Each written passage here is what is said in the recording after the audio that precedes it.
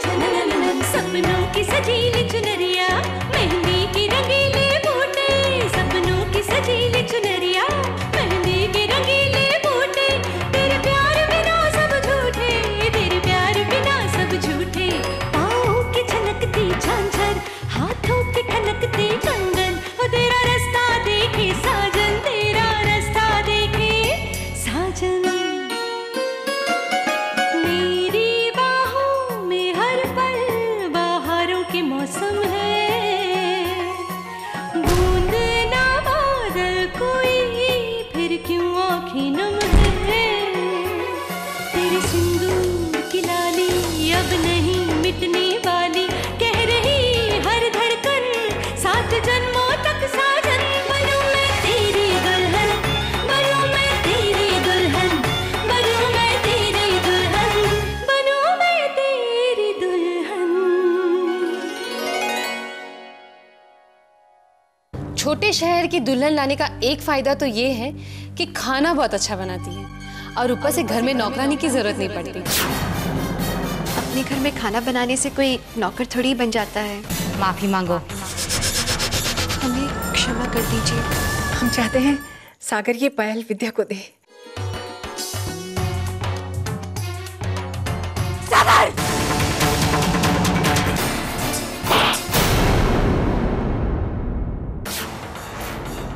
दर्द हो रहा है। सागर, अपने कमरे में जाओ। सुना नहीं तुमने मैंने क्या कहा? अपने कमरे में जाओ।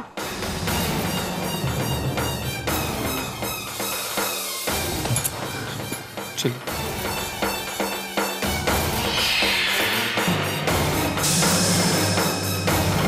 चीनू, विद्या ने मेरा थप्पड़ क्यों खाया? दीदी, आपकी लड़ाई हमसे है, दीदी क्यों बीच में आप? चुप!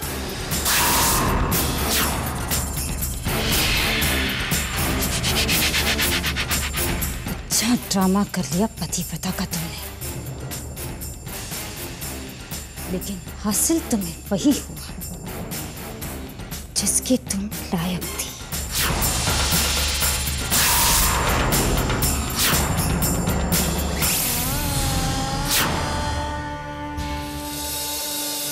आज तुमने वो कर दिखाया दुल्हन, जिसे करने की हिम्मत हम कभी न कर पाए। आज तुमने सिंदूरा के सामने सागर का साथ दिया है। तुझे इस घर की दुल्हन बना के लाए थे हम, ताकि तुझे खुशियां ही खुशियां दे पाए, लेकिन यहाँ सिर्फ तुझे दुख और जिल्लत की सोच। कुछ नहीं माँ, आप और चीनू भैया भी तो हमें इसी घर में मिले हैं, और हमारे इस घर में आने से हमारी माँ को जो खुशी मिली है,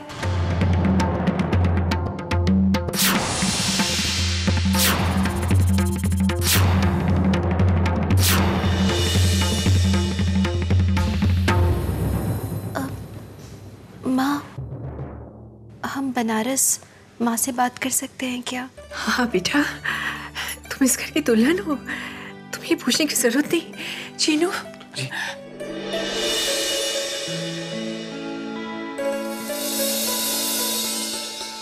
लग गया। हेलो जी जी, हमारी माँ को कौशल्या जी को आप बुला दीजिए। दिखाई नहीं दिए हैं कई दिनों से। पिछले बार फोन करके गई थी और अब तक 40 रुपए भी नहीं दिए हैं हमारा। क्या?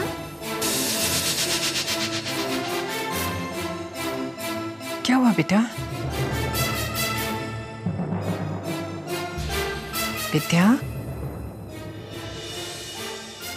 जी कुछ नहीं, वो माँ थी नहीं वहाँ, तो अभी तो बात नहीं हो पाई, हम कल बात कर लेंगे।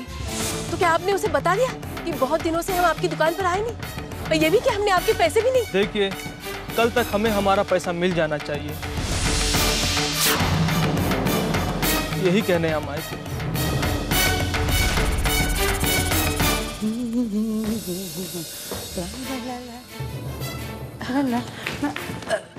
हेमा, वो ना आज बाजार में गए थे ना, सब्जी बहुत सस्ती थी, पता है पूरे 10 रुपए बचा लिए हमने।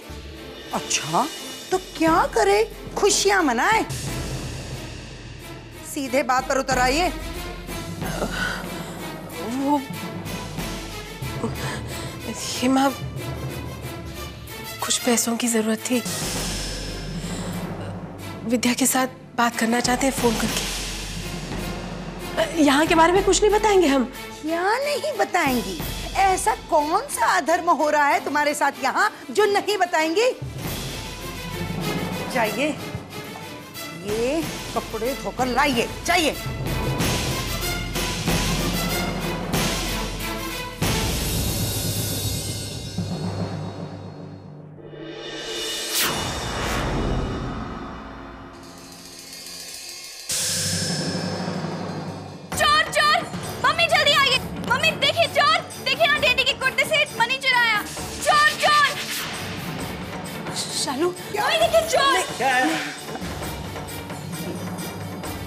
लो, आ गई ना औकात पर। हेमा, ये पैसे हमने चुराए नहीं है। अच्छा, तो ये पैसे उड़कर चले आए क्या आपके हाथों में? ऐसी चुपोगी और झूठ भी बोलोगी? निकलो यहाँ से। हेमा, निकल जाओ। हेमा, निकल जाओ, निकलो।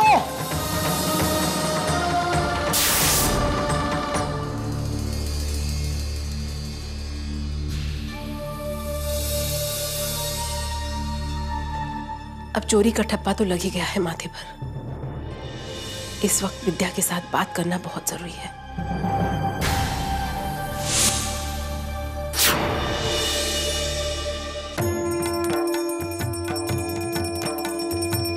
हाँ जी, हाँ।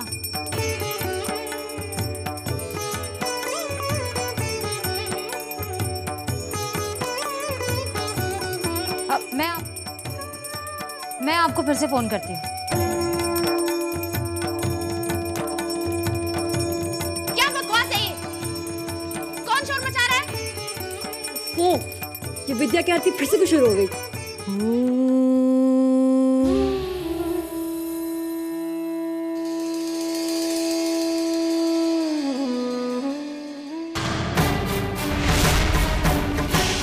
क्या समझ रखा है तुमने इस घर को? सारे घर को सर पे उठा के रख लिया। और ये इतनी जोर जोर से घंटी क्यों बजा रही थी? घंटी बजाने से दीदी बुराइयां घर से दूर जाती हैं।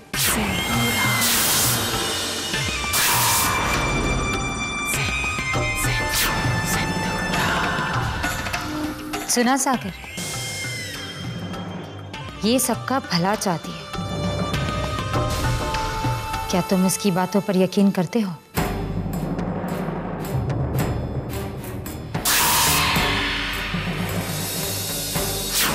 सागर, फोन।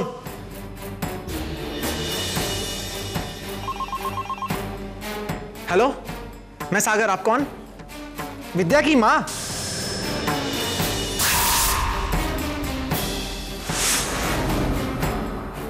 जमाई बाबू? जमाई बाबू? वो क्या होता है? मैं सागर हूं, सागर प्रताप सिंह। जमाई बाबू, आप कैसे हैं? मैं ठीक हूँ। और विद्या कैसी है? विद्या को बहुत डांट पड़ी। दी ने उसे थप्पड़ भी मारा। फ्लैश। थप्पड़? फोन हमें दीजिए। नहीं। दीजिए ना आप हमें फोन। जमाई बाबू? माँ? विद्या, जमाई बाबू क्या बोल रहे हैं? क्या हो रहा है वहाँ? कुछ नहीं माँ, वो तो बस मजाक कर रहे थे। हम ठीक है माँ। तू सच कह रही है ना विद्या? हाँ माँ, हम तुमसे झूठ क्यों कहेंगे? बताओ, तुम तो हमें ये बताओ माँ, तुम कैसी हो? माँ, चाची तुम्हारा ख्याल रखती है कि नहीं? वो भला क्यों कुछ कहने लगी हमें? यहाँ सब ठीक है, बस तेरी चिंता लगी रहती है।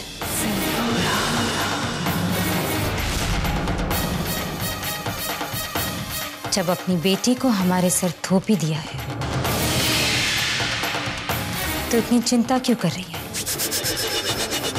और अगर इतनी ही चिंता हो रही है तो ले क्यों नहीं जाते इसे यहाँ से?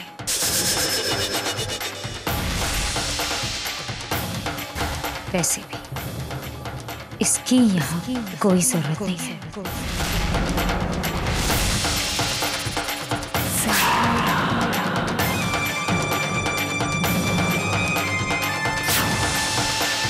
दीदी,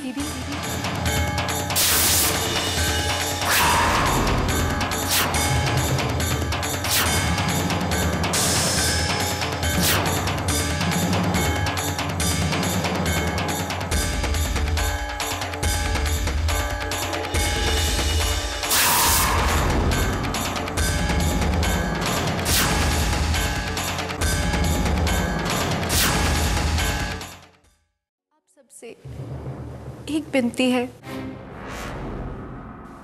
हम नहीं जानते कि आप सब हमसे इतनी नफरत क्यों करते हैं, पर हम आपकी नफरत के साथ जी लेंगे। पर हमारी माँ, उनसे कुछ मत कहिए। अकेली है वो, अपने ऊपर हम हर ज्यादती बर्दाश्त कर सकते हैं, पर हमारी माँ की आंखों में हम आंसू नहीं देख सकते।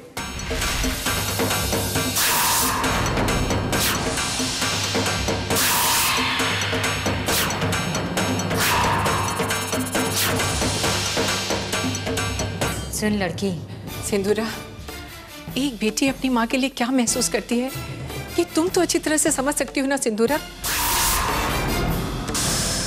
क्योंकि तुम इतने साल के बाद भी आज तक अपनी माँ के लिए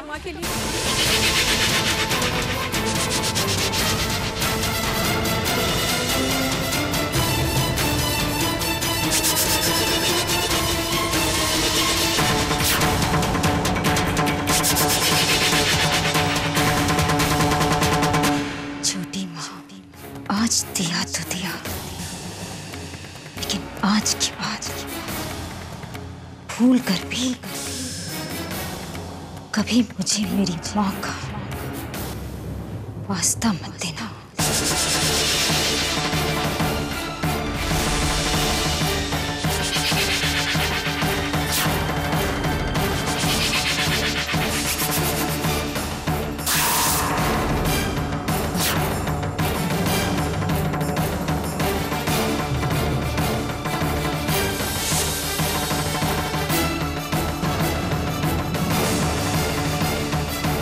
माँ,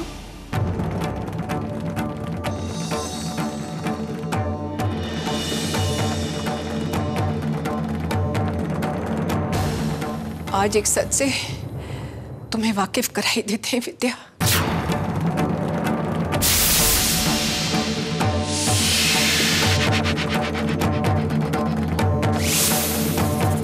ये बहुत पुरानी बात है। उस समय सिंदूरा ये शायद 13 या 14 साल की थी। नहीं भूल सकती मैं। हाँ दी, भूलेंगे तो हम भी नहीं। माँ की वो बीमारी और बीमारी में उनका चिड़चिड़ा हो जाना।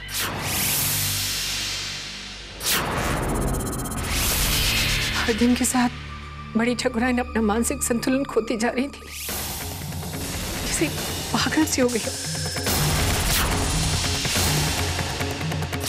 पापा के पास तो माँ के लिए कभी वक्त ही नहीं था। वो तो अपनी ही जिंदगी में।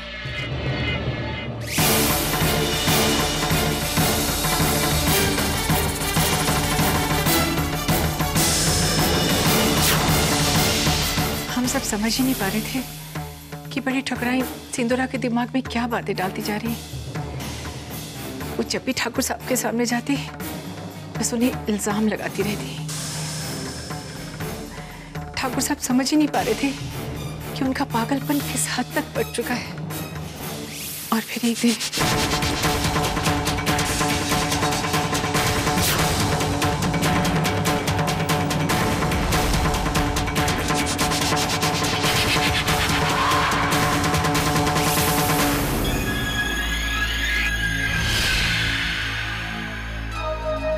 मैं कभी नहीं भूल सकती उस रात को। आखिर माँ अपने अकेलेपन का शिकार हो ही गई और मैं कुछ नहीं कर पाई उनके लिए, कुछ नहीं। कई साल वो उस मंजर को याद करते रहे, फिर उन्हें पता चला कि वो अपनी बेटी को क्या सीख देती रही। अपने पागलपन में वो उसे यही सिखाती रही कि उसके पापा ने उनके साथ नाइंसाफी की है। इस वजह से सिंदूरा के मन में सिर्फ नफरत ही नफरत पनपने लगी। माँ के गुजरते ही पापा ले आए इस औरत को हमारे घर। कहने को तो हमारी माँ की दूर की बहन, हमारी मासी। माँ के गुजरते ही कर ली पापा से शादी, मानो जैसे इंतजार कर रही थी मौके गुजरने का। प्रदीप, डॉक्टर सिन्हा ने कई बार कहा है कि माँ की दिमागी हालत सचमुच, उनकी हालत का जिम्मेदार और कोई नहीं था। डॉक्टर सिन्हा तो थे पापा के दोस्त। उन्होंने हर कदम पे पापा का साथ दिया। और ये झूठी माँ, अगर इस औरत ने पापा को फांस कर नहीं रखा होता तो माँ के गुजरते ही झट से पापा से शादी क्यों कर लेती? शादी ना तो मैं और ना ही ठाकुर साहब करना चाहते थे, लेकिन तीनों बेटियां बहुत छोटी थी उस वक्त, और ठाकुर साहब अपने काम के सिलसिले में अक्सर बाहर रहा करते थे। डॉक्टर सिन्हा ने सुझाव दिया कि हम शादी कर लें। बहुत सोच विचार के बाद हम शादी करने के लिए राजी हो गए। हाँ, हम खुश थे दोनों। पर सिंदूरा को हमेशा यही लगा कि हमने उसकी माँ की मौत का फायदा उठाया है, और उसने हमें कभी माफ नहीं किया। और मैं करूंगी भी नहीं। उस औरत को मैं कभी माफ नहीं करूंगी। शायद यही नफरत है जिसका बदला वो सागर से ले रही है। पहले हमें लगा कि बहन का प्यार है, लेकिन धीरे धीरे हमें समझ में आने लगा कि सिंदूरा का मकसद कुछ और ही था। उसने सागर को हमारी जिंदगी से हमेशा के लिए दूर कर दिया। हमारा अपना बेटा ही हमारे लिए अजनबी हो गया। अब सागर की जिंदगी में वही होगा जो मैं चाहूंगी। प्रदीप, विद्या का आना तो आपने नहीं चाहा था, पर अब तो विद्या आ गई। आई है तो चली भी जाएगी। जब तक दुर्ग का पत्ता मेरे हाथ में है, मुझे कोई नहीं हरा सकता। जब छोटी माँ अपने बेटे को हमसे नहीं जीत पाई, तो ये विद्या क्या चीज है?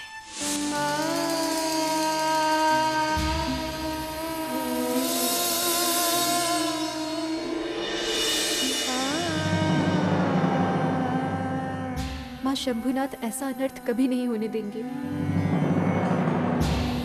एक बेटे को अपनी माँ से अजनबी कर दे, ऐसा नहीं हो सकता।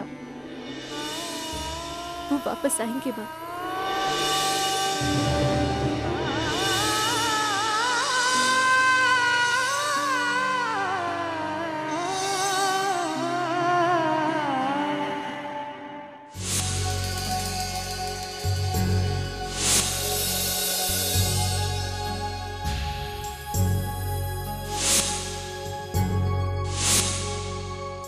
ये आसमान हमें बनारस की याद दिला देता है। यही तो ऐसा है जो जैसा वहां था वैसा ही यहाँ भी है, बिल्कुल नहीं बदला। देखते ही माँ की याद आ जाती है हमें। आपकी बहुत याद आती है पापा। आप क्यों मर गए? मेरे साथ कोई नहीं खेलता।